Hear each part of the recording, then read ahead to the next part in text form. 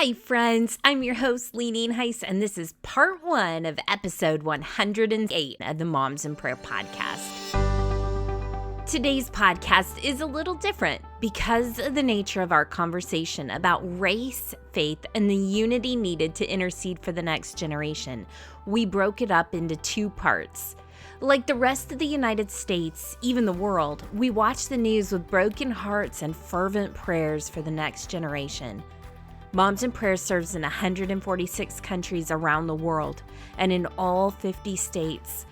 We have phenomenal leaders of every skin color and with gifts that leave us astonished at God's goodness to bring them to us. We decry racism in every form and ask you to join us in fervently praying that the Lord would move with justice, unity, love, and peace among us, among our children, our communities, and among our schools.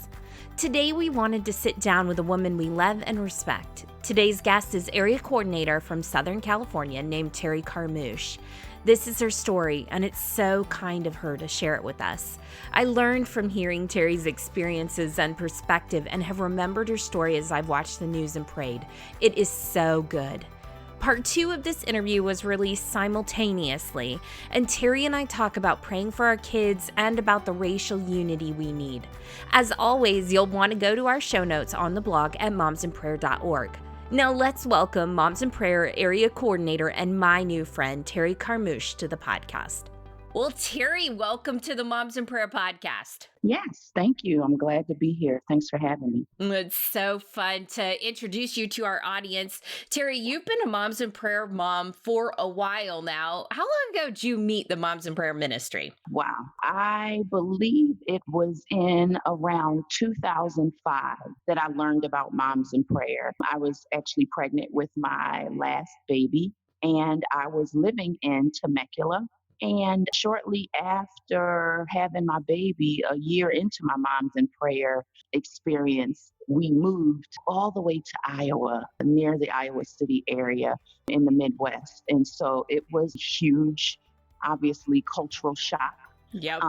But I immediately got connected with some Iowa Moms in Prayer moms, and it was awesome. It was such a blessing. So ever since then, yeah, been a part of it. You have not only been a Moms in Prayer mom, but you've served in leadership for years, first in Iowa and now back in California. Terri just moved back to the Southern California area, and we wanted to get you on the phone today, Terri, because you're a new AC, which it's always fun to meet another area coordinator, but also because we are in the middle of having conversations about race relations, and we want to take that really seriously at Moms in Prayer. And friend, you are filled with wisdom and grace in this area as we've gotten to talk.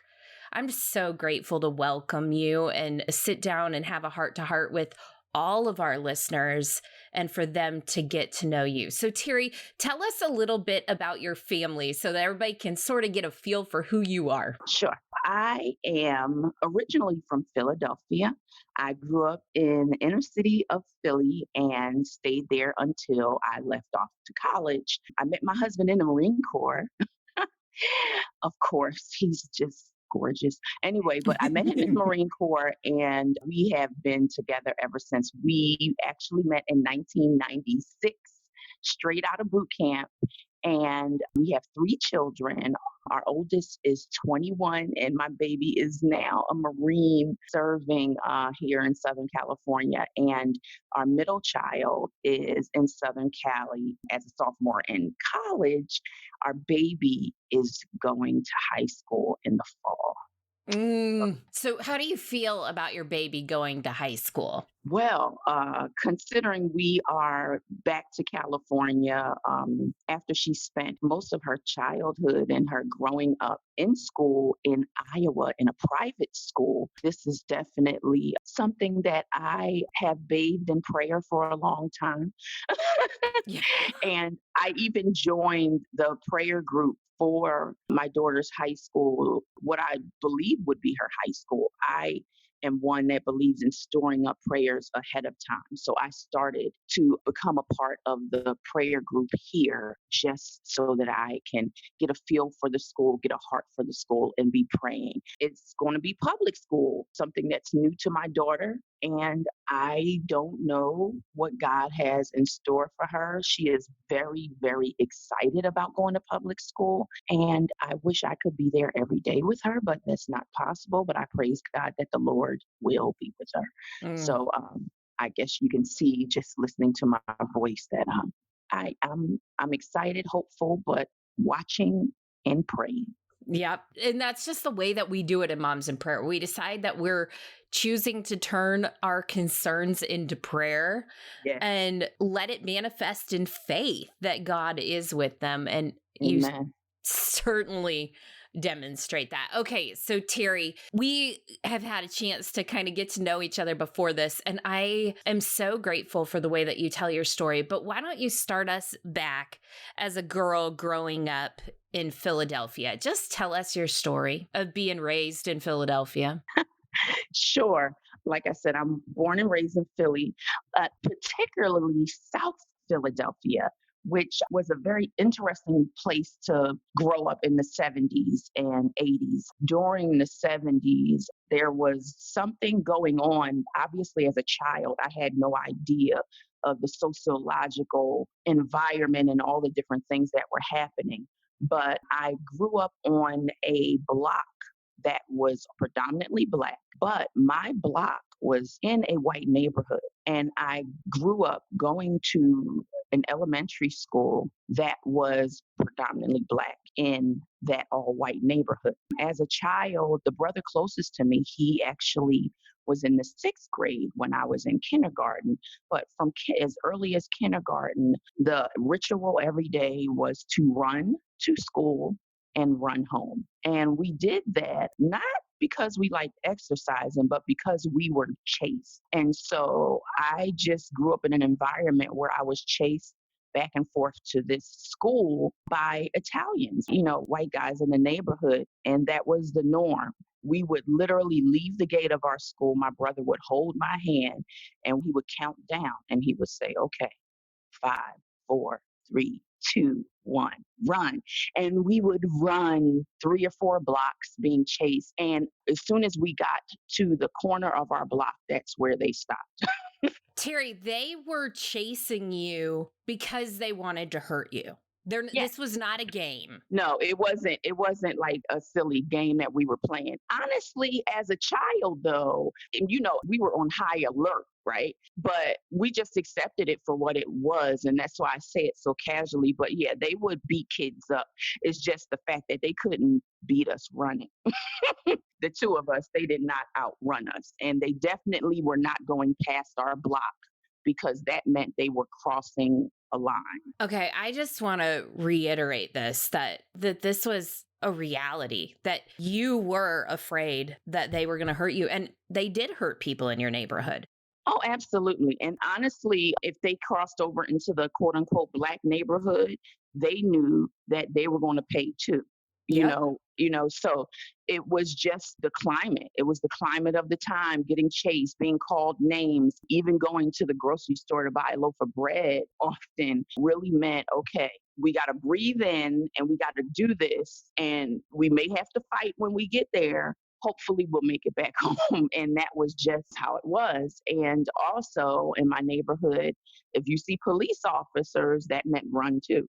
Because for some reason in my mind as a child, police did not represent protection. And I Mm. was not raised to believe that they were protecting me against criminals. I was made to feel like I was a criminal, even if I wasn't doing anything. So it was just the norm. They weren't there for you, they're there to protect other people.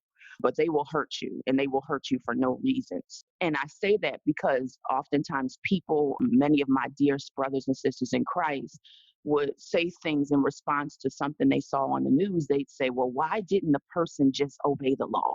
Why would you run when you see a cop?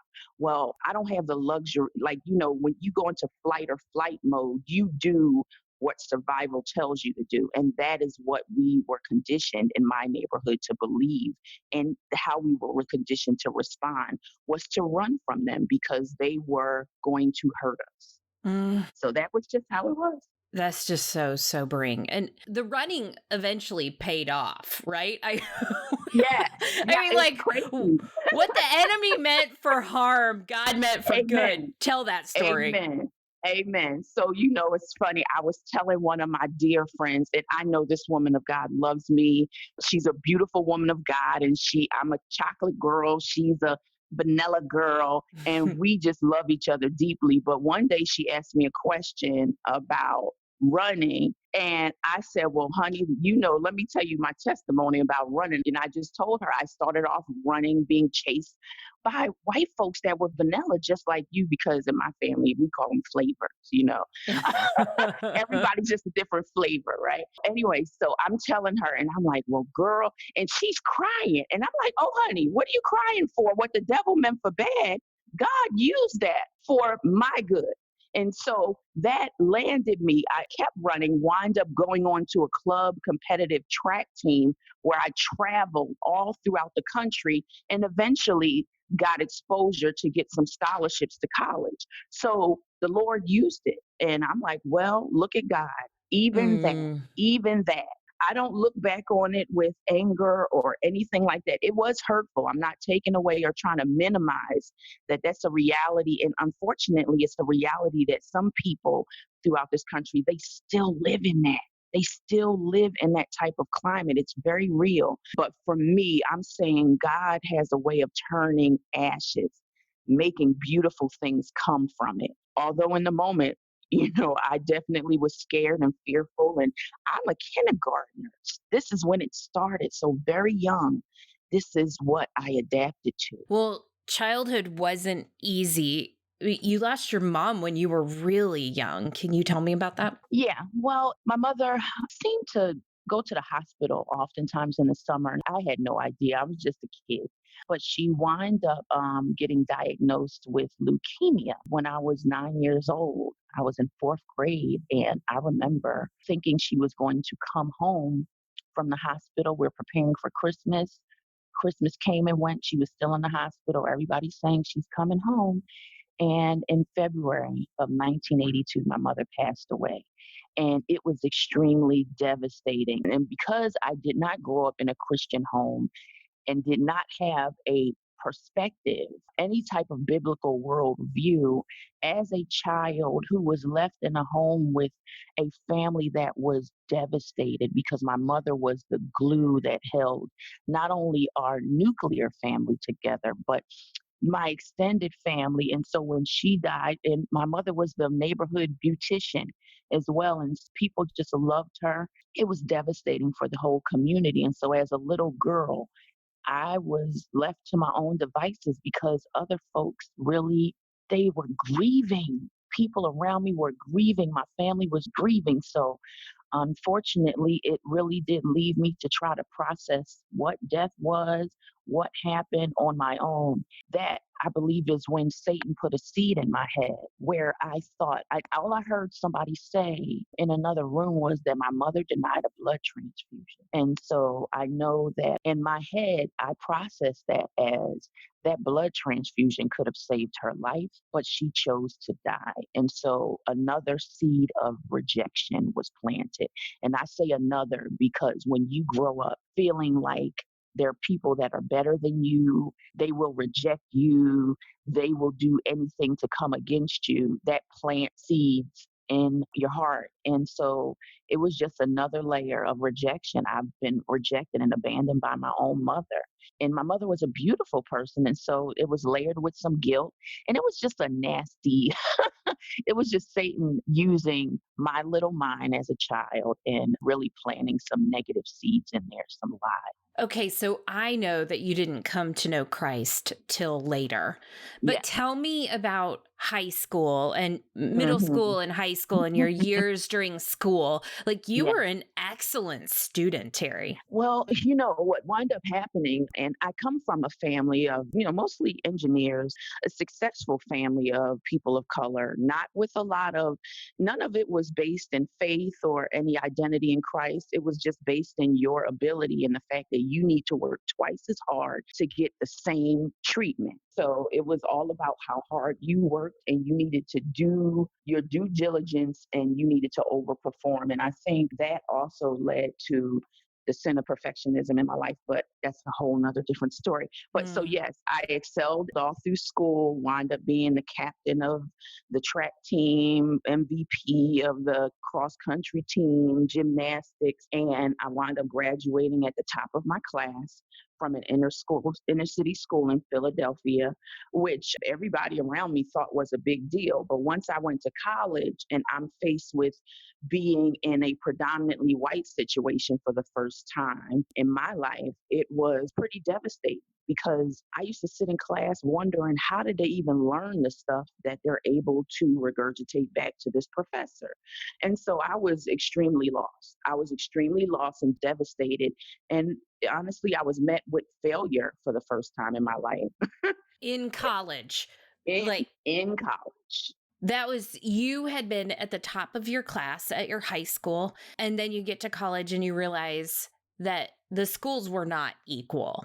No, no, not at all. And so there were several things. And again, when I read back, when I could read sociology and I can put terms to the situations that were going on in my life, like redlining and unequal education, and learning that my community, the school that I went to, didn't have the money or the resources or even the level of teaching and expectation. So graduating at the top of my class there did not mean anything on a national scale with the other students that I was basically competing with that were supposed to be my peers.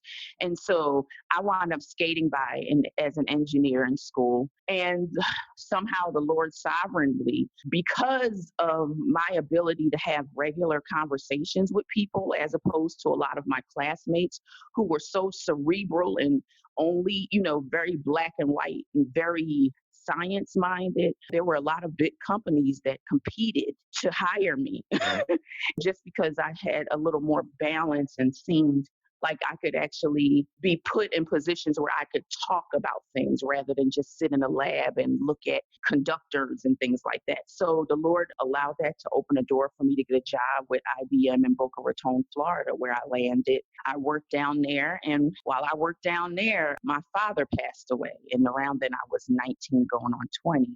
And that was another devastation. Surprisingly, he died in his sleep one night. That again was a part of a miraculous thing that the Lord allowed me to even see him for hours before he passed away, even though I lived in Florida, just because I was flying from Florida to New York for a party for my sorority. Hmm. And randomly made a ticket for a weekend, and this flight happened to have an emergency landing in Philadelphia to refuel. And I called my dad from the airport. He comes down to the airport to see me for 15 minutes after begging me to come home, like, come home and see us. Stop going to the Caribbean on the weekends. And I said, well, Dad, I'll send you a ticket. Come see me. And my dad was like, I'm not getting on the plane. Are you kidding Mm. me? But so miraculously, I got a chance to see him before he passed. He Mm. passed 3 hours after I saw him, and he saw me walk and get onto my continuing flight to Albany, New York. Oh, And he died. Terri. Yeah. Again, I didn't know the Lord, but I always journaled to God. And I knew that God was real. I didn't know who he was. I didn't know how to worship. I didn't know anything about him. I knew I talked to him all the time. And so I love that God even opened a door for me to pray and communicate with him even before I knew him, and allow that to be such a very natural part of my life that really just continued to cultivate a heart for prayer in me even before I accepted him. Mm. Isn't he cool like that? These little seeds. I think it's Yes. interesting that we look back on our lives and we see that all along the Lord was wooing us. It may not have seemed like that, but all along the way, he was trying to win us. Terri, you told me when we talked before that you believe that all Black people were Christian. Could you tell me about that statement? Yes. Well, all I knew was in my neighborhood growing up, on every corner, there was a bar and a church. And by default, we attended one of those local churches on a corner in my neighborhood. Well, we definitely went on Easter and Christmas. And I even remember asking my mom one day, because this was my theology at about 7. Mind you, my mother passed when I was 9, so it was before that. I said to my mother, I said, well, Mom, if Jesus was born on Christmas, how was he a grown man by Easter? And she just looked at me, and my mother was a very quiet, introspective woman. I am not like that. But she looked at me, and when she didn't know the answer to something, she just stood there and she smiled and she walked away. Oh. Because she did not know how to answer. I was such an inquisitive child. I was the baby of the family, raised in a family where it was traditional that the child would be seen and not heard. But for some reason, I didn't abide by those rules. I was on my own program, and my father often reminded me of that, oh my, I don't know where you came from, but I was just meant to, I don't know, drive me crazy. So that was the scope of my theology and what I learned. And I think I did go to Sunday school. I don't remember a word anybody ever said. And I knew that one of the pastors actually used to go out drinking with my dad. So, I mean, it was what it was. I didn't know what being a Christian was, but that was the extent of it. But once tables turned and IBM kind of was having their challenges when Microsoft started doing their own thing with Windows, and all of a sudden my contract ended with IBM. And for some strange reason, even though I was in this Afrocentric family where we were like the military, maybe not so much. That may not be a good choice for us. Somehow someone planted a seed in my mind. I wound up looking into the military. But I chose the Marine Corps because it was the toughest branch, and I was a tough girl from Philly, and I knew I could handle it. I was an awesome runner, and I was like, oh, this is for me. So I went into the Marine Corps, and they make your dog tags, and they're like, okay, well, what religion should we put on your dog tags, and what service will you choose to go to on Sunday? Because you better go to one service because it's God, country, and Corps around here. So everybody better worship somebody.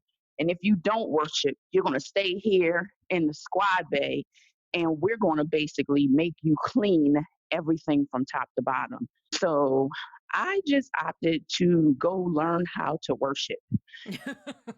I chose Christianity because it was my thought that all Black folks were Christian because there was a church on every corner. So I just said, oh, yeah, I'm a Christian. I'm going to this Christian church. So it was there that the Lord started softening my heart. We would sing Amazing Grace and hold one another in church, the only place we could be human, in boot camp. And we would just cry. And so God used that to soften my heart over the 3 months of being in Marine Corps boot camp in Paris Island. Yeah, it became a habit. So I just continued to go to church once I graduated boot camp. Okay, so I just want to keep moving the story forward, but circle back around because, Terri, did you have any white friends when you were in high school? Oh, no. There were, no. Well, I mean, there were none around. I went to an all-Black school, and what's so funny is we took a big class picture. You know how you take your class picture your senior year with your class, and I posted that Black school picture on my wall in my dorm room. I wound up being admitted to Rensselaer Polytechnic Institute in an advanced program where they let us come the summer before the fall of our freshman year under a program called the Bridge Program. So I entered this program. So I was already settled in my dorm room. Me and my roommate had exchanged letters throughout the summer. My maiden name does not give away my ethnicity. It's very English. It's very white sounding. And so we would exchange letters. We never exchanged pictures. And we were like, well, I can't wait to meet you. She was a physics major from Rhode Island, and I was just from Philadelphia. And we both were at the top of our class. So they put us together. These two girly brainiacs, they're going to be roommates. So all I know is I learned months later that when my roommate Steph came to our room to settle in the week before classes started with her family, they brought her bags up. They opened our door, and all they see is all these black people pictures. They see black pictures all over the wall. She said her family was devastated. And she said they were like, oh my goodness. But I learned this months later when she and I sat down. She sat down on her bed and I sat down on my bed across the room. And we just sat there and stared at each other. And we went back and forth asking one another questions. She was my first introduction into white people outside of television. And my teachers who, really talked down to us and made all kinds of derogatory statements most of the time towards us. But she would ask me questions like, why didn't your mom name you Shaniqua? Because it really baffled her that I had this white sounding name. And it really took her aback to find out when she came to our room that I was actually a black girl. And I was from this all black school with not a white face in the class photo. But she herself was from an area where there was one black person in her town and she did not know them personally. So that put us in an awkward but very beautiful place to actually, we both got an education. And so we would share questions like that from time to time. We ended up leaving our freshman year giggling, like, wow, isn't that cool? And she started listening to some of my music, and I started listening to her Pink Floyd and Kiss with No Makeup. And by the time I went home with one of the CDs of Kiss, my family thought I lost my mind.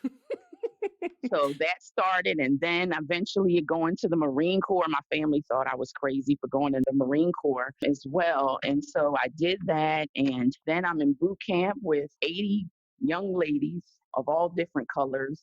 And our drill instructor tells us that here there's no color, there's only Marine Corps green. You're either light green or dark green. And that's how it goes. And so you better look to your left and look to your right. These are your sisters in arms, and they will have your back in combat, and it is what it is. So we don't get involved in all that other foolishness because these are the people that are going to protect your life. And that was the end of the racial conversation in boot camp.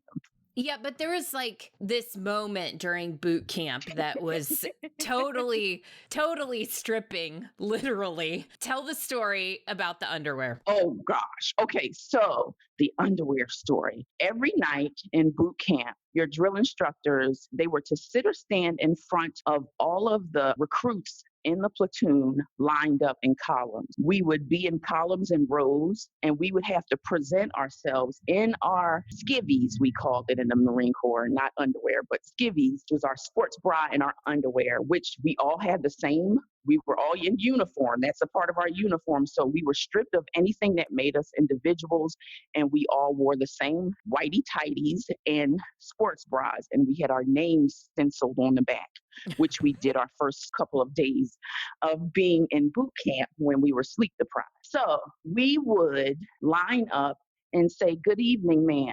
Recruit such and such, because we were recruits, reporting for hygiene. And we would have to make a circle, put our hands up and show that our joints still worked. And we would report at that time any injuries we have, and they would have to record them because now you are property of the Marine Corps and we need to take care of you and your body because it's a machine that we're going to use because you're a part of the world's fighting force for America.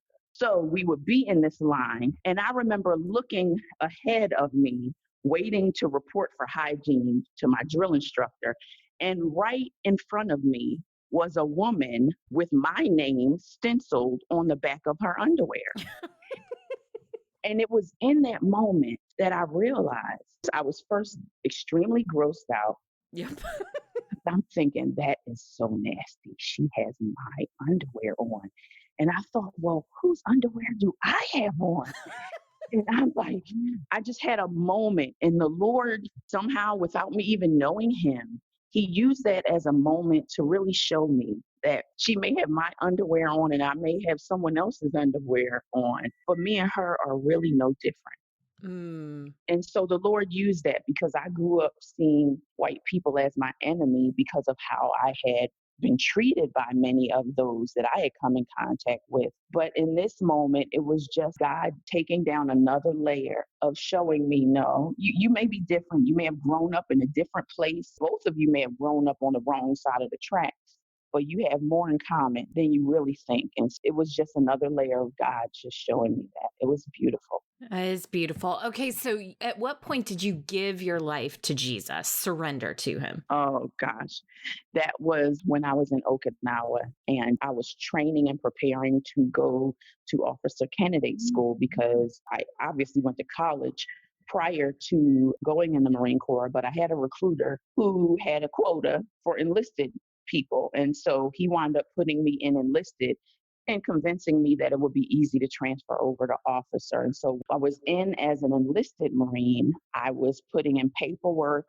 My commanding officer and everyone around me knew that I was working towards this. They were all behind me 100%, supporting me, writing recommendations, writing to Washington, D.C.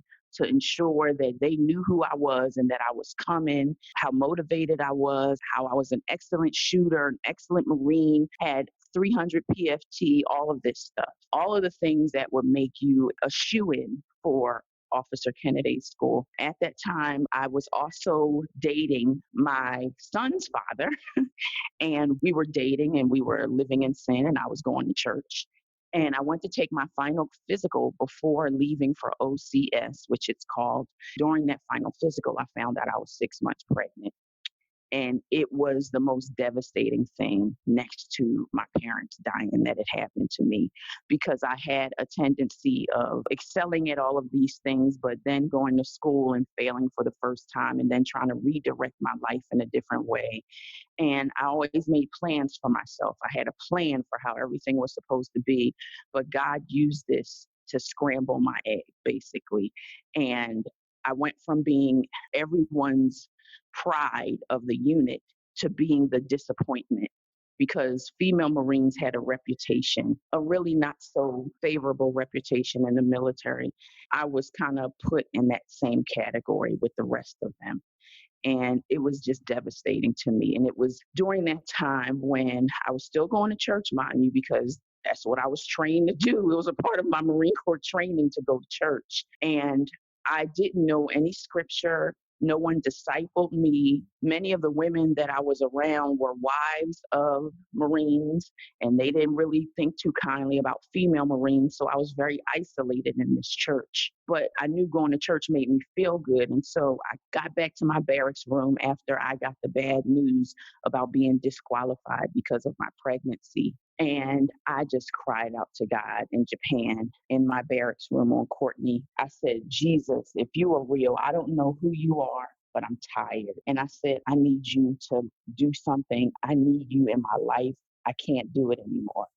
And I didn't know the Romans road. I didn't know any of that. All I knew was I needed something outside of myself because I was at my wits' end. My plans were failing.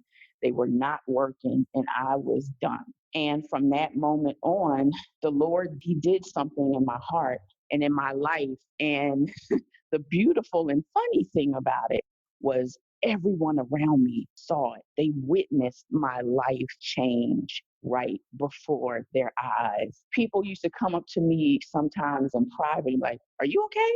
They're like, man, you seem so nice now. Because again, I was a good Marine, and a lot of good Marines, tough Marines, are not the kindest people.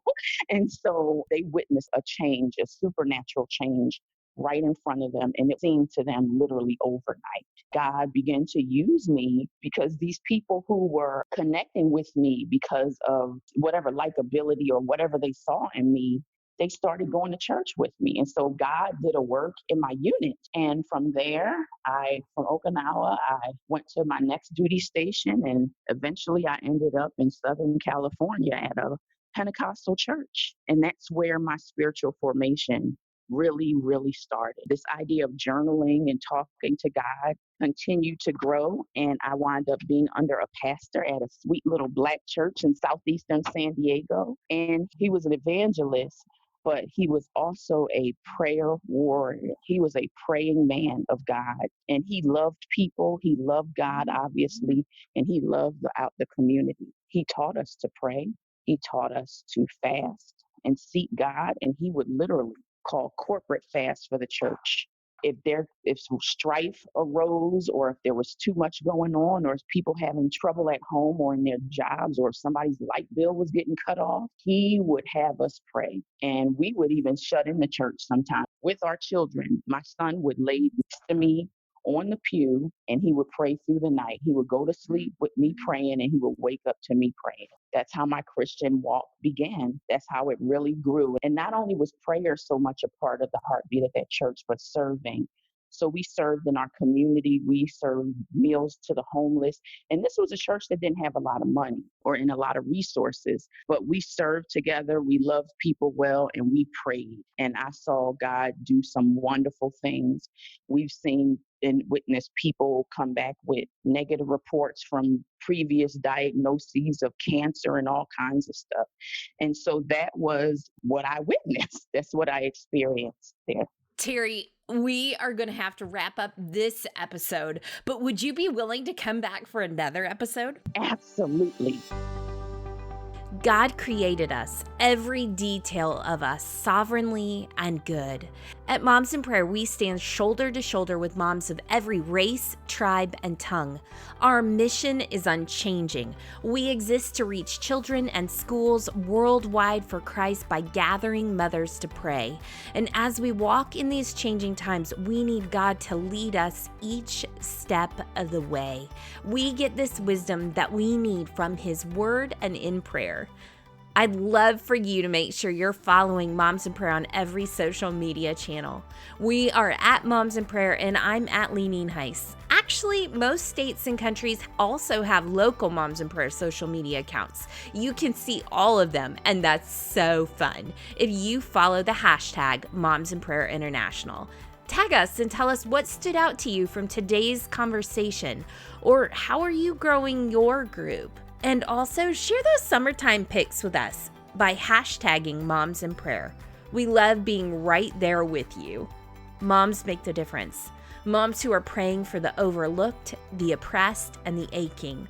Moms who pray when it's hard and when it hurts. Moms just like you. See you next week.